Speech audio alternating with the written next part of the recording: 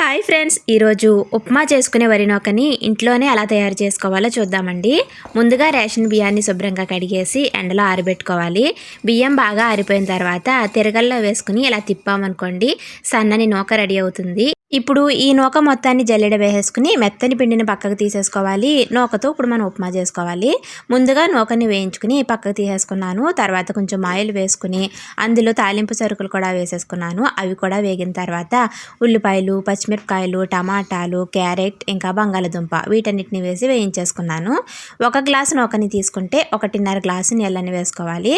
నీళ్లు మరుగుతున్నప్పుడు కల్లుప్పు వేసాను. ఇంకా తర్వాత ఇదిగోండి వేయించుకున్న నూకను కూడా వేసేసాను. మూత పెట్టేసుకుని నీళ్ళన్నీ దగ్గరగా ఎంతవరకు ఉడికించుకున్నామనుకోండి, వరి నూక ఉప్మా రెడీ అయిపోతుంది. వరి నూక ఉప్మా చేసినప్పుడు అడుగున ఇలా మాడులా పట్టేస్తుంది. ఈ మాడు కోసం చిన్నప్పుడు యుద్ధాలే జరిగేవండి. మా తమ్ముడు నేను దీనికోసం ఎంత కట్టుకునే వాళ్ళమో. వీడియో నచ్చితే లైక్ చేయండి.